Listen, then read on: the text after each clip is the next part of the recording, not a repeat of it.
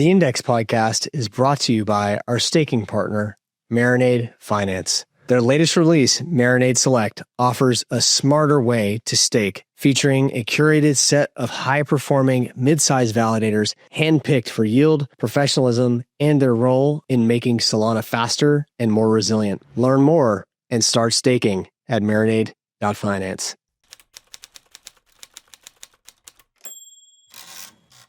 Hey everybody, welcome to The Index. I'm your host, Alex Kehaya, and today I'm joined by Michael, who's the co-founder and CEO of Marinade Labs, Solana's leading staking automation platform. Marinade automatically delegates to over 100 top-performing validators and is an exclusive partner for The Index. Thank you for your support, Michael. Good to have you on the show. Absolutely. Thanks for having me, Alex. Great to be here. There's a lot to talk about with staking, and I'm very familiar with that from the work that I used to do at the Solana Foundation. But before we get into that, I kind of want to learn more about you. You know, I've talked about this on the show before, but my why is pretty important. It's what gets me out of bed in the morning, and I've defined, I've got two of them. One is for this show, and one of them is for my company, ABK Labs. For the show, it's people are worth knowing, and I want to tell the stories that people build in the future of the internet.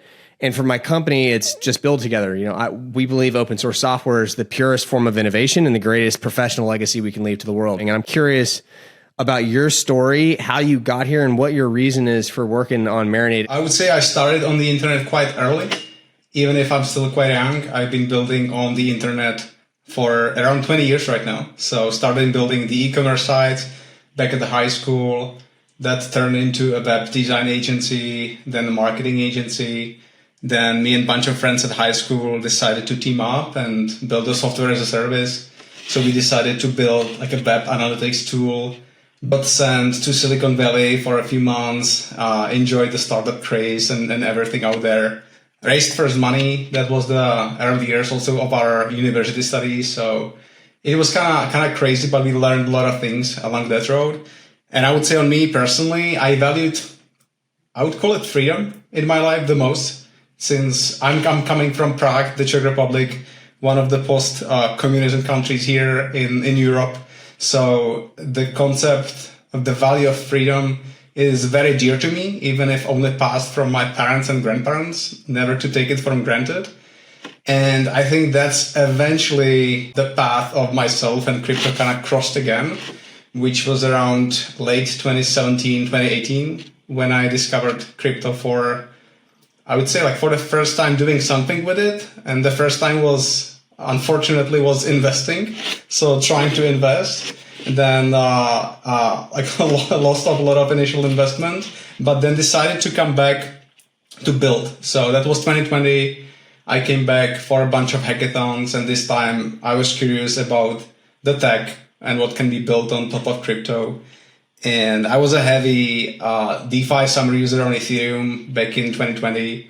Enjoyed that concept of programmable finance, of this vending machine that you insert a coin and you get what you want without the intermediary. So that was very close to me, very close to my philosophy concepts of life even. And then eventually as a user, I couldn't use those like Ethereum because it got just super expensive. I needed to set my alarm clock at like 2, 3 a.m. in the morning just to get the gas fees low enough. And that's where eventually I discovered some alternatives. Initially Polkadot, Kusama, play with that, which was great on paper, but not really in production. And every second protocol out there was doing liquid staking. So I got curious again around the concept.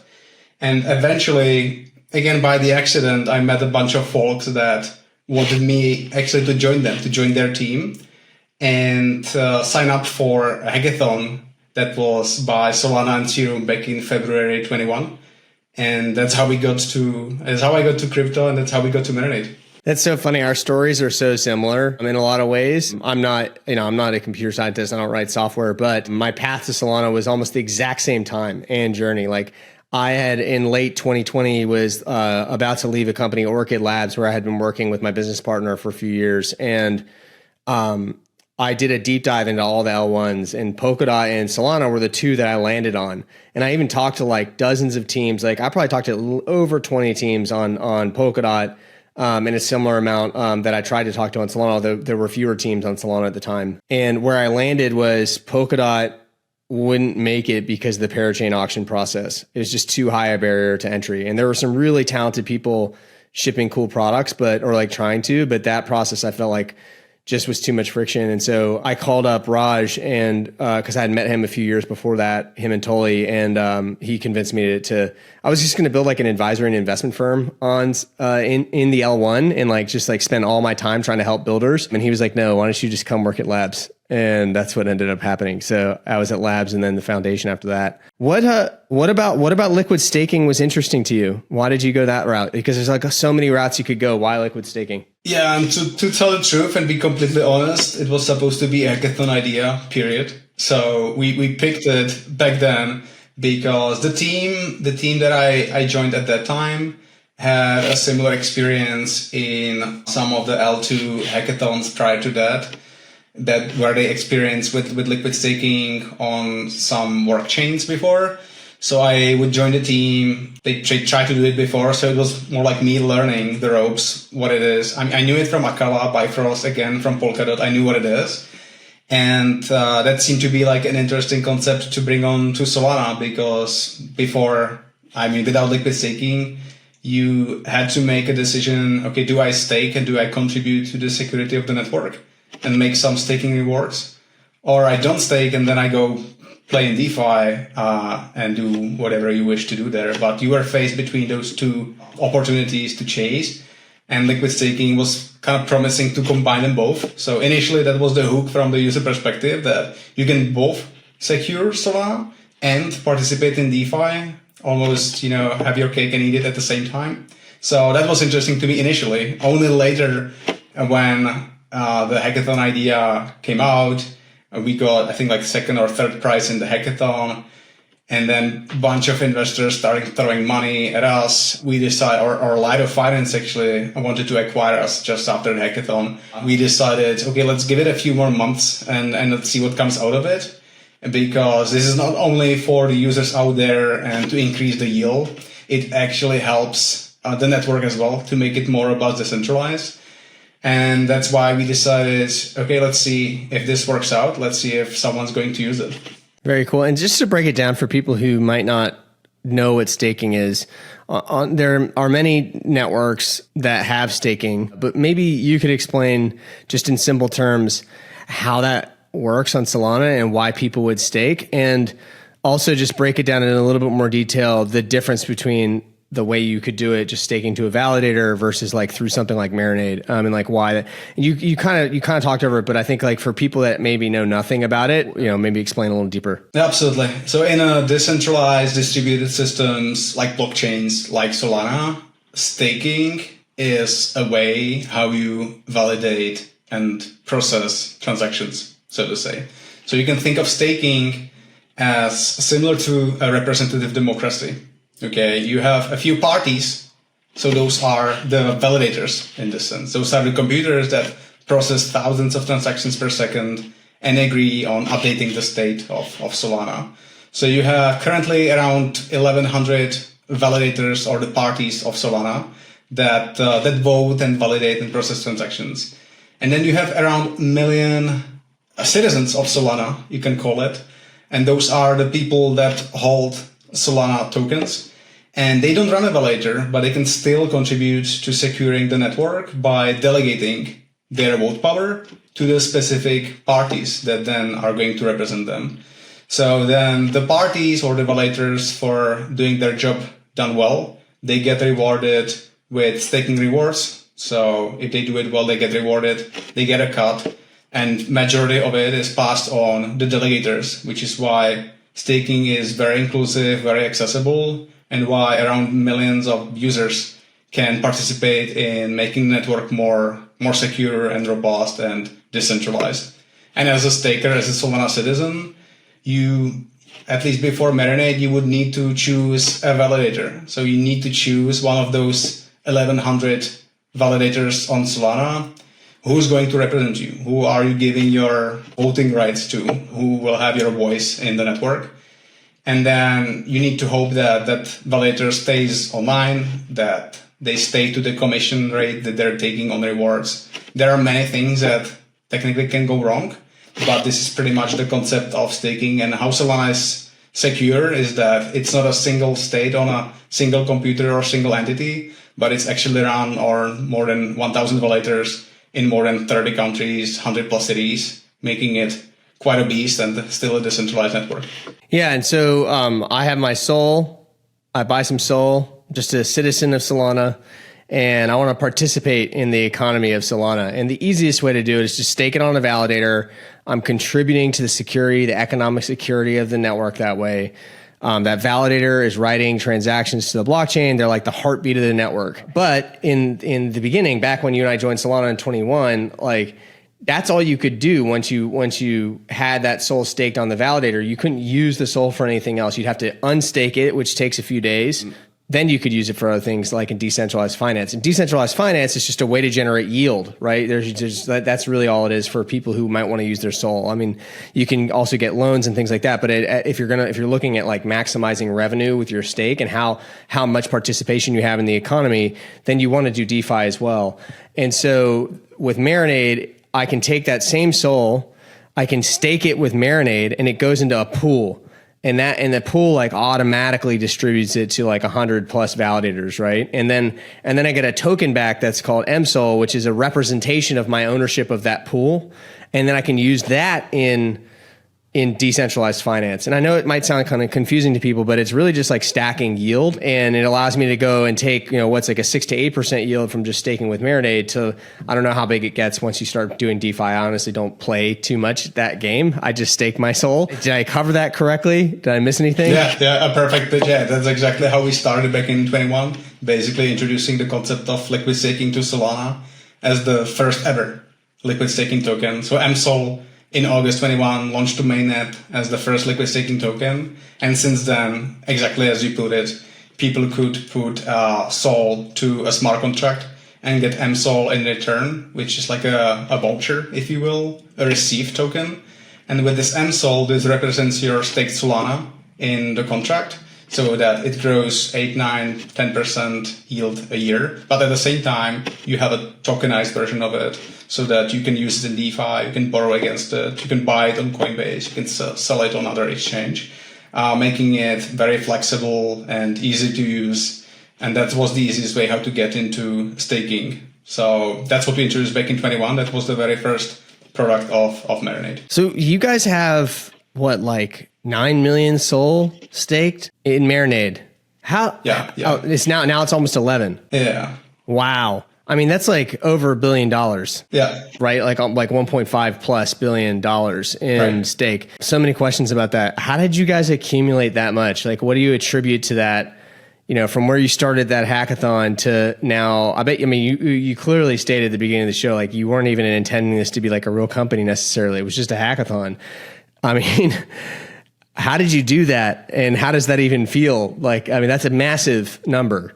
Yeah, correct. So after the hackathon, when we decided to build this, I basically promised myself not to repeat the same mistakes from the startup world that I played before, which was taking up VC money and trying to do too many things. And so we decided to turn down probably 40 to 50 VCs that wanted to invest in Marinade. We decided to turn down the offer from Lido Finance to acquire Marinade at the very start, or to build Lido on Solana for them. And we decided to try on our own, most likely going to fail, but we maximized for learnings at the time. So we had a tiny grant money. I think it was $80,000. And it was enough for 6 months of a runway. And we told ourselves and we told the community, look, this is absolutely the underdog here, because Lido is going to come with a huge war chest. They've done it on ETH. They're most likely going to crush us, let's face it. But we'll try anyway because we are Solana native. And we play with the community from the first principles. And that's how we decided to build Marinade. We decided to build it without VC money. We decided to launch it via a fair launch so that even the ownership of Marinade was only to the people using Marinade or contributing to building it. And eventually, 6 months later, August 21, we launched to mainnet. And in September, Marinade got broke even, so that it felt great because it was a sustainable from that moment, even without any token incentives at the time. So it felt great. And I would say that the main reason why we are still here and relevant is because the community kind of got into the story, what we were telling out, that this is built from first principles. Marinade is not a validator. Marinade distributes stakes to the validators that you would most likely miss. So the stake, if you stake with Marinade, it goes to 100 plus validators, not the normal biggest ones that you're going to stake with if you normally look around who is the suitable validator. So we decided to play the other way, and then community got behind it. And that's because of them that we are here still relevant, because they supported the story of building from the ground up and making Solana more decentralized, more robust by this way of responsible staking, I would call it. How big is the community today? And then going back, I'm just curious about the numbers, like if you have any stats there. And then going back, like I really want to zoom into this 0 to 1 phase and like how you guys interacted with that community and like what advice you would give other builders when they're starting out. I mean, one piece I heard is focus matters a lot. Like you needed extreme focus, and you took extreme focus by not raising a ton of money, which might sound kind of counterintuitive, but I've experienced that too. And, sometimes you raise tons of money and it's like, oh, we have to spend all this money to do stuff and get traction, when it's like, really, we should just be constrained. And then constraints actually force focus. But going back to my question, how big is the community today? And then what kind of advice would you give founders for like how to get that early traction and engage with the community and build that audience? Because you have a huge audience now. Yeah, so that's about 150,000 users, if I'm counting correctly right now. So those are wallets, can be spread across many users, but 150,000 users of Marinade. The split is between around 130,000 in the initial product, that's liquid staking, and MSOL that we talked about. And a few years later, we introduced a Marinade native product, which has no smart contract risk, keeps full custody on the users. So it's a different flavor of Marinade. And that's around 10,000 users right now using that. And at the very start, look, it was focused, as you said. We could have built not only staking, but people pressed us to build the decentralized exchange, the lending protocol, the perps. Like you can build many things on top of MSOL at the very start. But we decided not to. We decided not to go multi-chain. So as you can see, we kept the focus really to the maximum, making sure that we are a predictable piece for the rest of the ecosystem to build on top of Marinade and for us to stay in our line, so to say. And it was this like constant feedback from users. So we would launch as soon as possible to testnet, to test with users, getting their feedback, hearing from them constantly on Discord at that time, just making sure we understand what works, what doesn't, how to improve it. And just listening and keeping this constant pulse with the initial users especially helped us shape a product that when we launched it to mainnet and launched with zero TVL, within 30 minutes, we got to something like 50,000 Solana. So it went just super fast. And then a few months later, from zero, we went at 8 million Solana, if I'm not mistaken. And that's where we kicked it off already. We were talking about, we had a little mic issue. You were talking about how you guys got to 8 million SOL like very quickly, like within months of launch.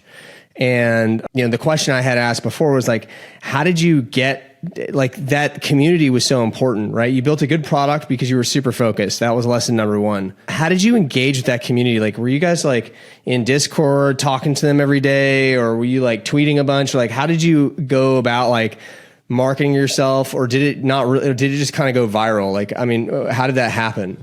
Yeah, I think it was a mix of it, kind of part of it going viral. The product was great because we built something that was not built before. Let's just face it. So it was the very first product that would allow you to stake your Solana and also use it in DeFi.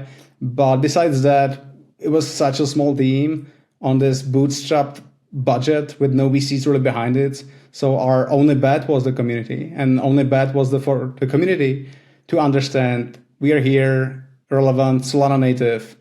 We are the underdogs, we know it, but we're building from the first principles. And that's how we went to talk to them on Discord, on Telegram, on Twitter, just making sure that they know the latest updates, they are aware, and we keep listening to them. because we didn't start building Marinade for thousands or tens of thousands of people that we have right now, but for the very first like tens that are super engaged with the product. And from them came, I would say, the best feedback that would help us shape Marinade. And when we launched it, that would make it from that 1 to 0, as you put it. Yeah, it's super interesting to me, and having just to hear the story after being like a fly on the wall, kind of watching. Yeah. So tell me about the other product. You said there was one that was doesn't have the smart contract risk. What was that one called again? Yeah, Marinade Native. Marinade Native. And how is that different than like the traditional Marinade staking? You know, walk me through that. Yeah. So with MSOL and liquid staking, we basically realized down the road that the adoption of liquid staking overall on Solana didn't go as quite high as we hoped for. And even fast forward today, 90% of all Solana staked is staked natively. So when I say natively, I mean by doing the in-protocol way, just selecting a validator without any smart contract risk and delegating your Solana to a validator. Probably also how you do it, Alex. So we realized that, that it's a big barrier to use MSOL and Marinade's liquid staking back then, because there was this smart contract risk, which people didn't want to undergo. And that's why in 23, Marinade would launch a second product called Marinade Native. And what Marinade Native is that there is no token, so you cannot really use it in DeFi.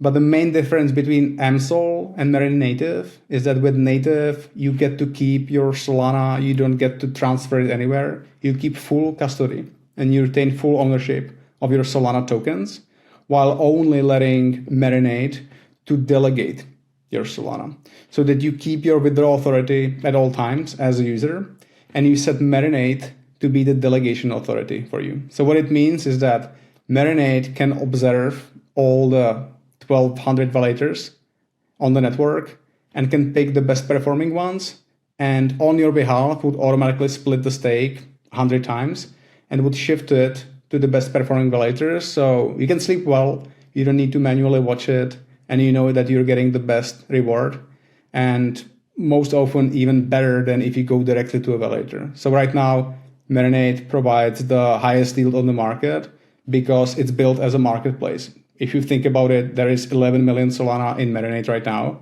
which is a big leverage and big bargain power when it comes to the marketplace. So the validators, they want it so much that at times they would also do preferential commissions, preferential treatment to Marinade as a protocol.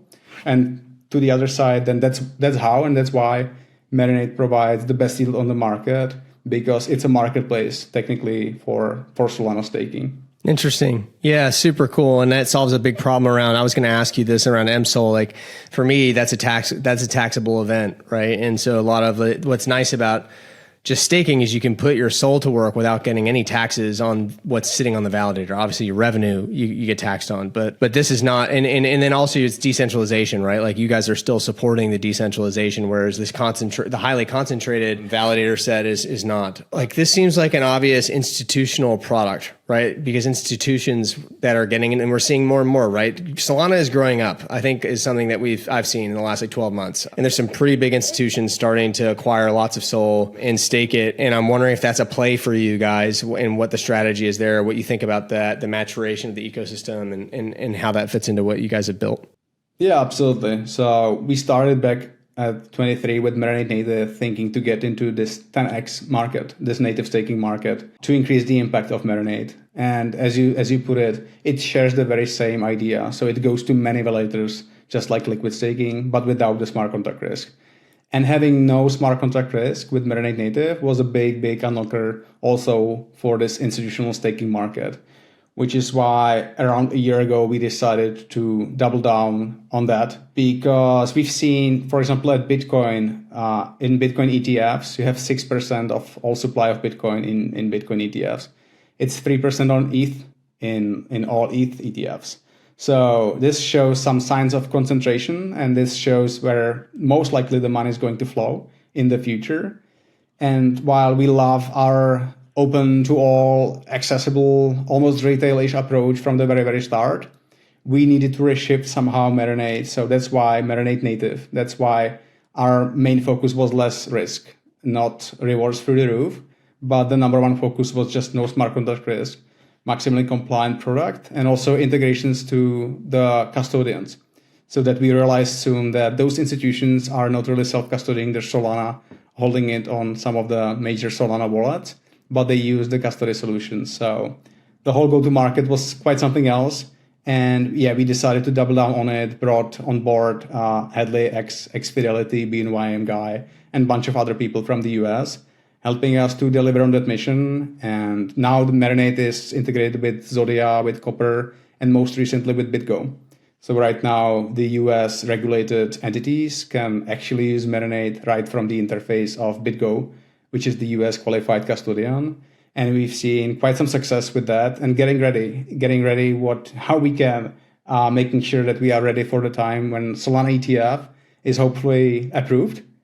Marinade's on a mission to ensure that the institutions have a viable option to stake in a responsible, decentralized way. And we avoid what happened on other chains, where with ETFs coming on board, you would have so much concentration of that staked assets that everything would end up in a few custodians or on a few validators. And that's exactly what we wanted to avoid. And that's why recently we launched even like a third version of Marinade called Marinade Select, which is a KYC compliant list of known validators with the true entities behind it. And this is like the topmost high-end institutional grade staking product you can think of that would still diversify staking between many nodes and would support the ecosystem validators, but at the same time, it would comply with the highest regulatory standards that the institutions need to go through it. And for them, using something like MSOL or even the initial product of Marinade Native was for different reasons non-viable. And that's why we build Select, which is the KYC set of validators. That's amazing. So we're getting towards the top of the show here, and I always ask the same question. What have I not asked you that I should have asked or that you wanted to talk about? That's a good one. I would say maybe like this concept of, staking. What is it in the Web2 or in the TradFi world? We are always talking about being accessible, being approachable at Marinade. So one way how we explain the concept of staking to the normie or to someone being just onboarded to crypto out there, I think it's an interesting one. And we think about staking, we think about wherever you see dollars these days, we think like that crypto is going to take over. So wherever you see dollar signs right now, crypto is going to take over in one way or the other. That's going to be the new rails for the financial system. I think of Solana as the financial operating system in that sense. And if we are going to replace the dollars with crypto in some sense, people are going to use a checking account and a savings account, just like they do right now. And we believe that staking is that savings account. So that to us is the analogy to use for the real world. That we are, in some sense, we are building this savings account for the next era of the internet, which is powering the finance, and it's open, is decentralized. And that's what we hope for. That's what we're moving towards too. Awesome. Well, thanks so much, Michael, for coming on. And I hope to have you on again later this year. We can catch up on all the progress you guys have made. We'll do another check-in at some point. But yeah, I really appreciate you coming on the show. Absolutely. Thanks a lot, Alex. It's been a blast.